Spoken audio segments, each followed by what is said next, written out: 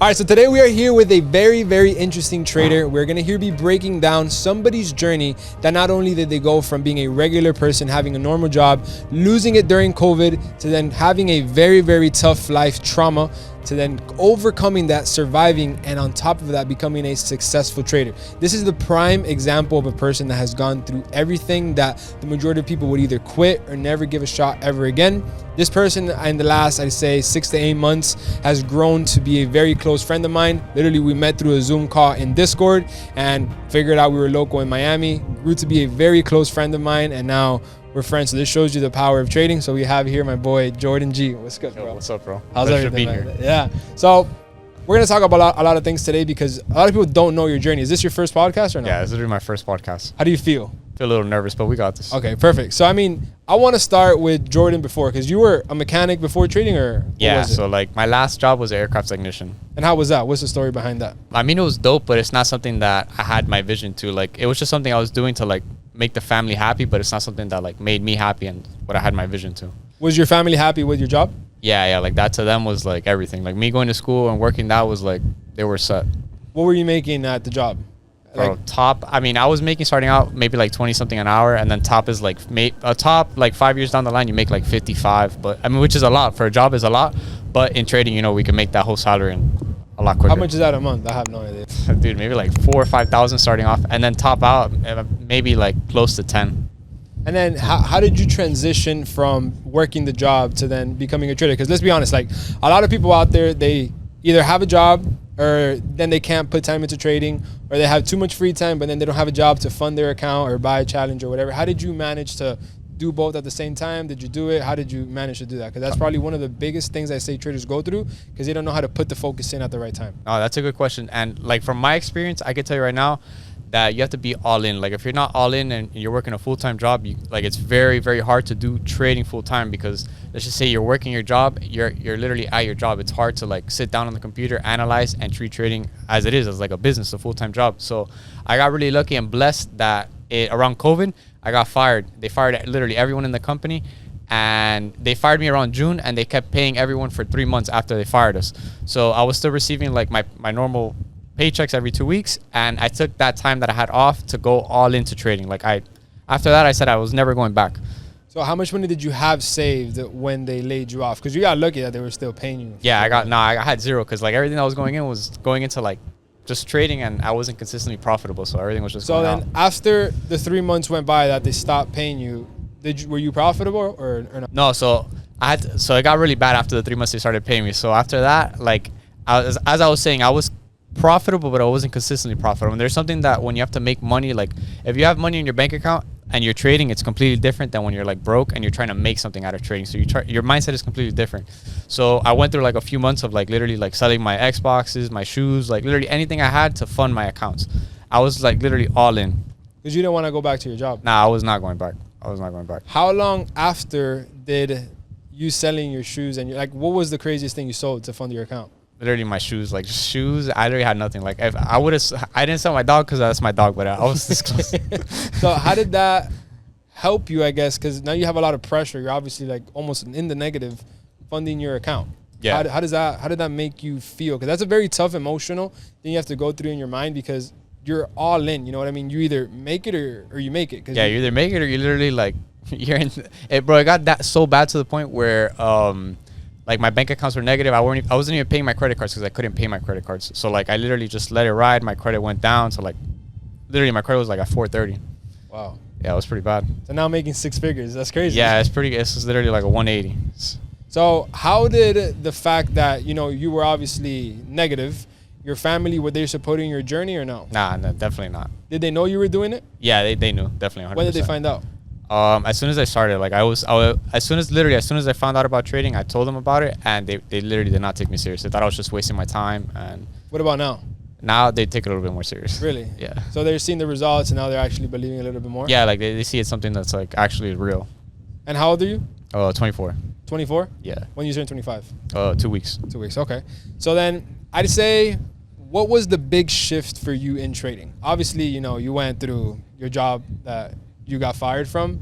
You got very lucky that you were still getting paid for 3 months. At least that kind of, kept you alive in the meantime, so you could keep giving it a shot. But what actually shifted from the money that you kept losing, selling your Xbox, selling your shoes? Like, what shifted to you making those profits back and not losing it all? Like getting to the point where I literally had the last two things to sell. So I had a bracelet and I had a P365 9mm gun. So like those were the last two things I had to sell. And if it didn't work out after that, I would literally have to go back to work. So like knowing that that's literally like my last thing to sell, like from there on, I started trading and being more disciplined, only taking the trades that were in my trading plan. Because the main thing is like majority of traders, like we know what we got to do. We know what we got to trade, and you know when you're breaking your rules and when you're entering on a trade that doesn't follow in your trading plan. So like I had to eliminate all of that and consistently follow my trading plan to actually get the results. If not, like I would have had to go back. And then you say that now you're on a 12-month winning streak, or yeah, 12-month winning streak. So what? Every single month you've been profitable? Yeah, literally for the last since August of last year, I've been positive every single month. Every single month you've been positive. Every single month, no bullshit. Okay. What percentage? Average? Average anywhere at least from like 7 to like on the high end to like 13-14%. Okay. And then on your birthday, it's going to be a year ago. I mean, I don't think anybody knows what you went through. Like, I don't even think anybody here sitting knows what you went through. Like, do you want to talk about it? I'm kind of putting you on the spot now, but I mean. I know it can motivate a lot of people. So it's actually funny. So like after that time where I had to sell everything and then things started going good for me and I had money, like I was actually making like decent money. I was making like 7 to like maybe 15,000 a month. After I overcame the whole trading thing, I literally got hit with something way harder. So I was trading, everything was going good, and like one day to the next, like literally my life like completely changed. I was it got like I felt a pain on my leg. I couldn't walk. Like I literally couldn't stand to brush my teeth. Like I literally couldn't stand 30 seconds. Like I was just so much pain, and I thought I had a pinched nerve. So I went to the hospital and they did some tests, whatever, and then they told me come back in 2 months.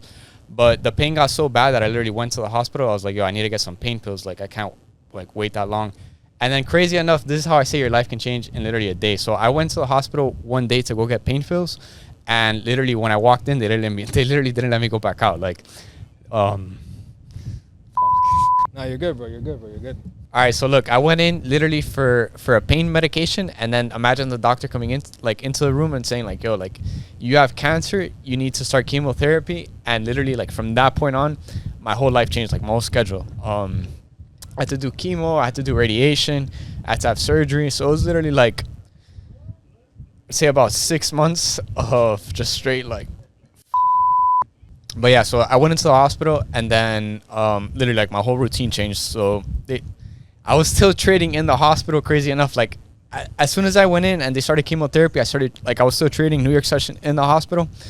But I literally went into a losing streak for like 3 months during the whole process. But yeah, then after that process, literally when I finished my surgery, I never stopped trading. The whole process I was trading, but I was just taking L's, like just straight L's.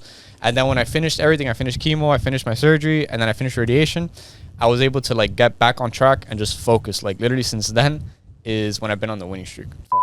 Bro, you're good, bro. I mean, I wouldn't expect for like I get him. I mean, we've talked about it a bunch of times, bro. You know, I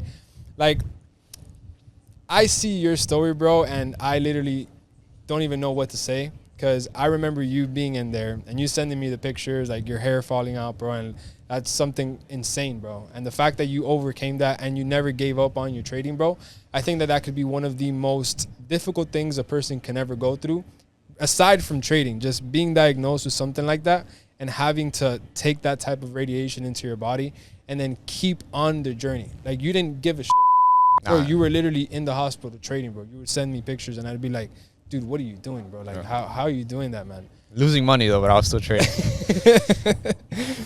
Bro, I don't know what kept you going, bro. That, like, not going back, like having the vision of not going back to work. So it was like, yo, like I'm going through this. I'm in a tough situation, but like you got to keep pushing back, because like what are you gonna do? Like if you stop trading, like you're gonna have to go back to work. So it was just like, yo, like you got to push, like whatever obstacle like comes in front of you, you just got to deal with it. There was no point in time where you were ever gonna stop. Nah, like that was not an option. And now when you go through something now, you don't care, because you know if you beat probably one of the hardest things somebody can go through, you know you can get through anything. At the time, I was like, I'm not gonna lie, like I felt emotions. Obviously, I was like down, like not down, but it takes a toll on you. But now now going through something as difficult as that, I'm definitely grateful, because it gives you a mindset of like you could overcome literally anything. It doesn't matter if it's financial, health. Like I've been down health-wise, I've been down broke, like super broke, negative bank accounts, and there's literally nothing that you can't overcome. What would you say out there to somebody that's making excuses on anything?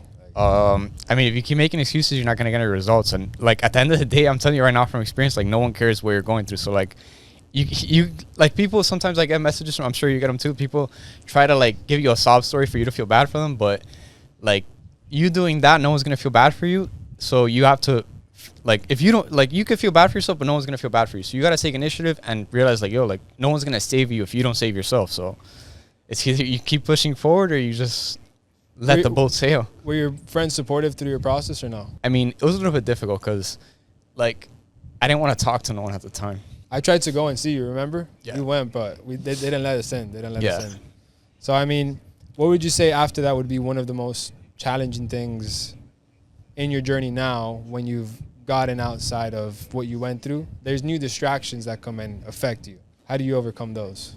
I just try to block out the noise. Like, well, I'm grateful to have someone like you in my life that whenever I'm like going off trail, you tell me to fix me. So it's okay. Yeah. Definitely grateful to have you, bro. Yeah, bro, I got you, bro. I got you.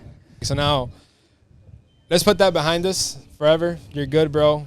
You're blessed, bro. I'm glad you're good. You're a really good person, bro. We tell you all the time, man, and I'm really glad you overcame that. So I know it's a very delicate subject. That's why I was very skeptical about asking you, bro. And we could have stopped it, but I know you wanted to explain it to the people. So we'll put that behind us now. We'll move on. What would you say would be your day-to-day routine now as a trader? Has it changed from when you first started while you were working during COVID, or is there new things? So funny enough, my routine's pretty much a little things have tweaked, but since I've been on the winning streak for the past 12 months, my routine's pretty much been the same exact thing ever since then. And I think that's what has me on the winning streak, like just having that key routine. So what's your routine? So literally wake up, walk my dog Tommy, get on the charts, trade from 8:30 to 11, and then after that I deal like whatever I gotta deal with, and then gym, come back, if like record a YouTube video, send my analysis, but it's pretty much just revolving around trading and gym and like no distractions. Like I'm pretty much always doing something that's around trading or like being active. What things take your focus away from trading? We obviously have a lot of distractions, especially here in Miami. Yeah. How do you manage to stay within focus? Because you can either meet up with some, girls or get distracted. How do you stay within focus? Just having the goal and like having something in mind and having a date to reach that goal. So like it's just very like I gotta do this by this date, and like if I go out and like mess around, like that's gonna take me away from what's your goal? What I gotta do. So my next goal is like in the next 3 months to have an apartment over there in the water. Okay. And get a new car in like the next maybe month and a half. Okay. Fire. I think you'll have that sooner than you can expect, bro. Yeah, trust me. I appreciate that. I think your ambition that you've had towards your journey, it shits on mine. I feel like I see your success compounding very fast. You're doing everything the right way.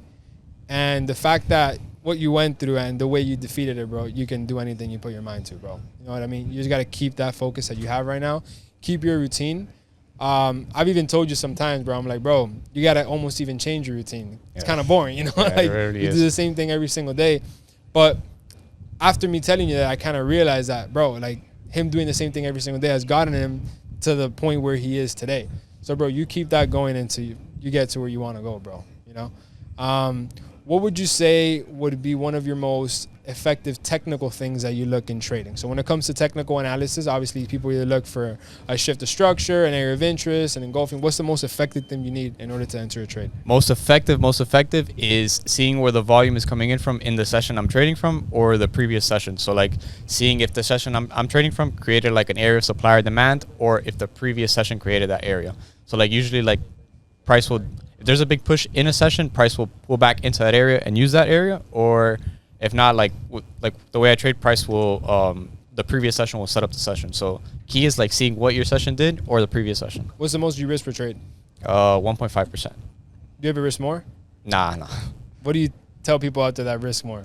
I mean, you could do it, but if you want to have consistent results and trading is something that's very consistent. So like you can't consistently risk more than 1% per trade. So like it could play out, but if in the long run, like you want to have everything as consistent as possible. Like you don't want your numbers to change. Would you ever break your trading rules? I'm human as well, so every now and then I break my rules. And then how do you feel after you break them? Like I know I shouldn't have done it, and so every now and then I tweak like what I like. If I break a rule or as I'm going and I learn something, I try to write it down to not repeat the same thing. So for example, something recently that I shouldn't have done, but I'm not gonna do anymore, is like taking a trade maybe like an hour before news. So like not to be stuck in the trade while news hits and then I get taken out. So it's definitely waiting after news. So that's something I saw you posted a new thing. You posted that every single time you lose a trade, you're gonna do something to yourself. Yeah. So every time I lose a trade, I'm gonna tase myself in the neck. So I haven't lost a trade yet, but it's gonna happen. That I mean, personally, I don't think I would ever do that. Like like it's a small taser, right? It doesn't have a lot of pressure. But the fact that you're willing to go to that extreme to hold yourself accountable, I think it's huge, bro. I think it's very big. And bro, I'm telling you telling that story, you got my emotions everywhere, bro. We're gonna definitely do a part 2 of this coming soon. I hope you get your apartment sooner than not. I hope you get your and imagine. And bro, if it wasn't for Alex, like he's literally my mentor. Like literally, bro. If it wasn't for you, bro, like I'm just grateful for you, bro. Oh, like, bro. Appreciate, bro. And everything, bro. Like life, everything. Like thank you, bro. Thank you. More than